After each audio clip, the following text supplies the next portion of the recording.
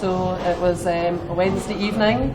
I was down here with two of my friends from art school, and we were just sitting here having a half pint or whatever it was, and in they walked. Yeah. And the first thing that I thought was, wow, look at these guys. They look like they're someone. They were all dressed in the black leathers, and they had the guitars with them, and it was obvious that, you know, they weren't just a busking band off the street, that they were somebody a bit special.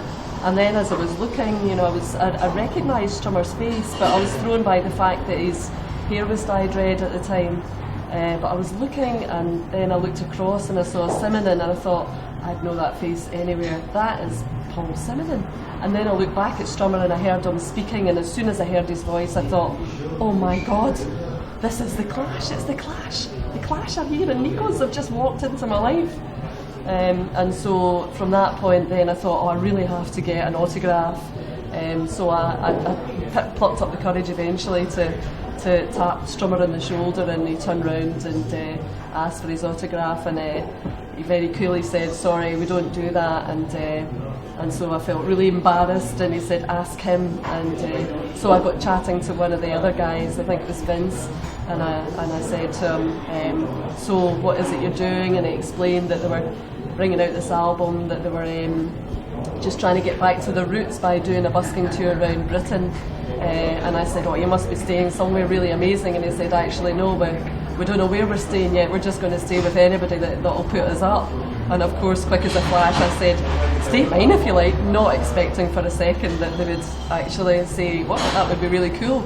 But then Vince turned round to Strummer and said, oi, Joe, we've got a crash for the night. And well, you can imagine the phone call, phoning my flatmate and saying, Claire, I'm in Nikos, the Clash have just walked in, and you'll need to tidy up because we're coming back to stay tonight.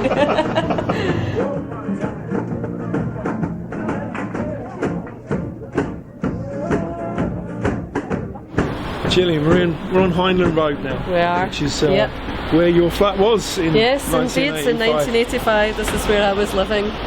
We piled into the flat, and I remember the complete disbelief on Claire's face when I walked in with them, and she thought, oh my God, it's actually true. And then they basically made themselves very much at home, and headed straight for the kitchen and started making themselves pasta. So I had one chopping onions and one boiling water, and I just remember thinking, the Clash are cooking pasta in my kitchen.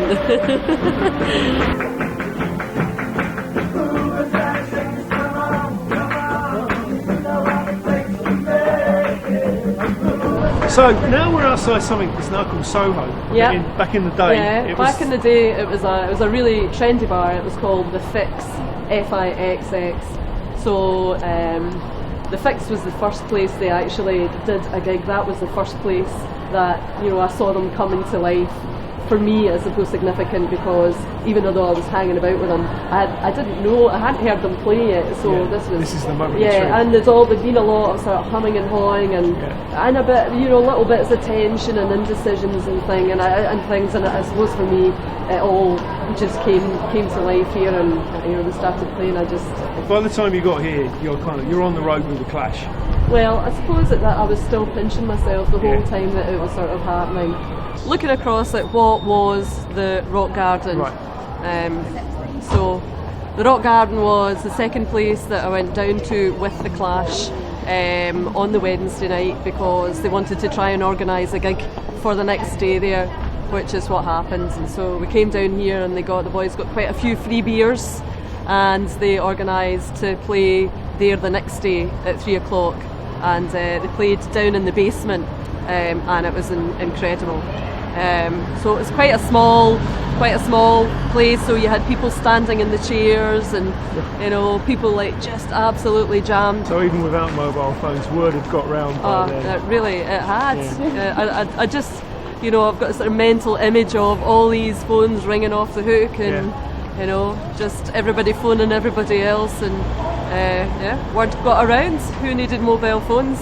It still happened. In fact, today it could never have happened. It would just have been too much. It would just have been impossible. So in a way, thousands of people. It just wouldn't. It simply wouldn't have all happened. Be doing that with mobile phones. Exactly. As well. but I've got a fantastic memory actually of this particular gig down the stairs with Strummer, who again, he'd been very quiet at that particular point. I think there was something, I can't remember what was going on, but there was something really had been bugging him, and he was being quite sort of grumpy and grouchy, and then he got on stage, and again it was just, he just completely lit up, came to life, and he was dancing. They were actually dancing on top of the tables. He actually fell back at some point and fell like on me, and oh, wow. to sort of like help him back up on stage, and he still was gracious enough to turn around and apologise. And the other fantastic thing was that he jumped up on he was up on the table, and he got one of the spotlights that were up on the ceiling, and he actually turned the spotlight so it was lighting up the whole band, which I thought, you know, how cool is that? He knew exactly what he was doing, and the place just was going wild.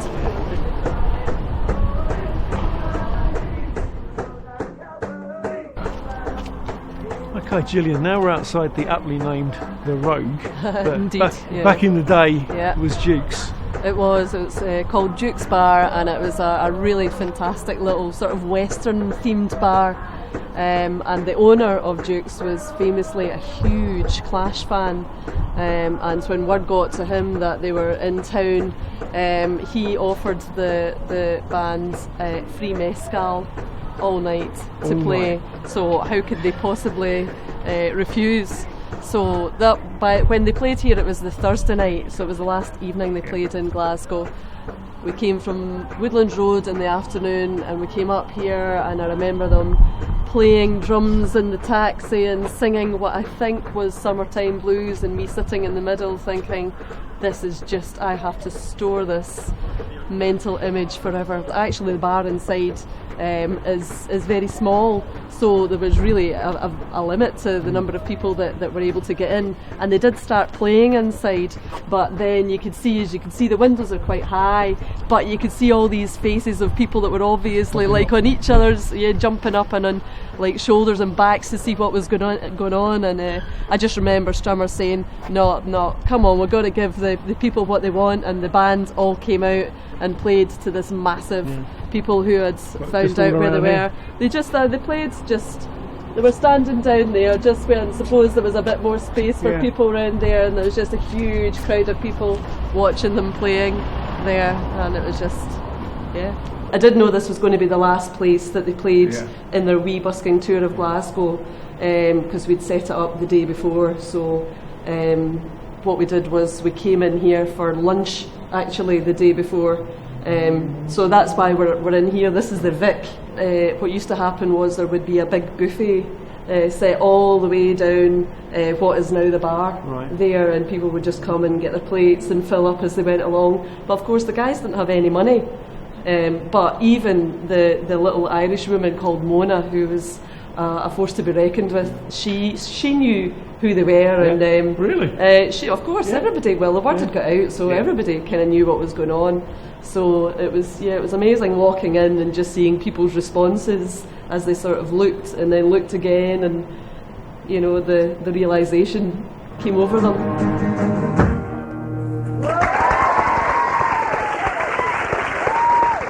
So now we're upstairs in the art school. Yep. And this is the place they actually play. This is the hall, and behind us is the stage, as it indeed was. Yeah, exactly the same as it was, pretty much.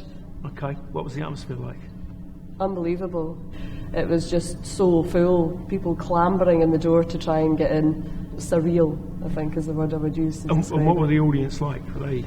Oh, I mean, so loud, loud. I could hear what the Clash were playing, but I heard afterwards that apparently you couldn't hear a lot of what was being played just because of the volume of noise of people cheering and singing along. Of course, because they were so massive at the time, everybody knew all the words of all the songs, and one of the lasting memories, abiding memories, is of Pete Howard, the drummer, playing the drums on a plastic chair. On the back of the chair, the handle of the chair probably had another chair beside him, and he was just hammering the hell out of this chair, and I think probably to try and generate a noise above the crowd.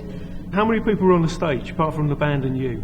That was it? It was just so it. But you were in the Clash? Yeah, I was, yes, I was, I wouldn't say backing singer, but I was certainly smiling away happily in the background, trying not to be too obvious. I don't think nobody would have noticed me anyway.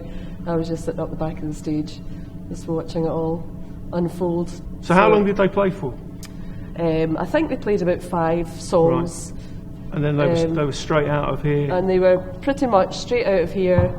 I was still with them then, and so I had to take them down to the train station because I think they were going... Well, they were going to Manchester. They were going to Manchester, but as you say, they never played there.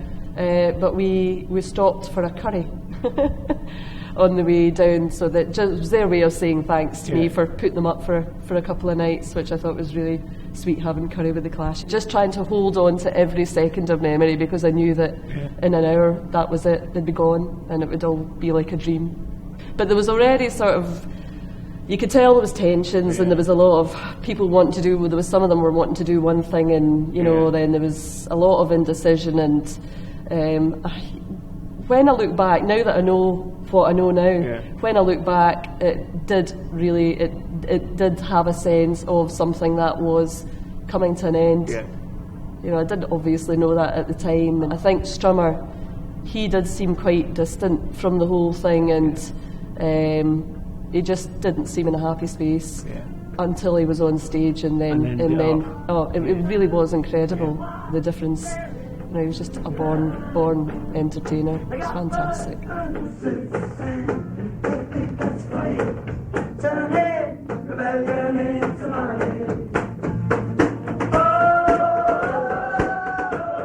17th of May. I don't know what to say or where to begin. How depressing to think of normal life after 2 days like that. Maybe it was my long-awaited gift. It certainly blew all my anxieties to the wind, so I should write it down now so I won't forget any of it. But I've just come from the station, and a big soppy farewell as they were off to Manchester. Even Joe gave me a big kiss. He was the only one that kept his distance from mostly everyone. The times when I could forget who they were the best. This morning at 3 a.m. I wondered whose floor they'd be crashed on tonight. Oh, I hope those photos turn out. The Clash getting up and organised in the morning. One of the few times I caught Joe in any form of a good mood, dancing to Route 66 before leaping into action. I told Stephen Hay all about it. He's the only one so far who seems to realise how phenomenal the whole thing was to me. He said I should write it all down. We're on the bottom up north, right? We need some drinking money, so if you ask you for 10p, give it to me if you got it. And we're just going to take the train to Sunderland now, because we're going to play there.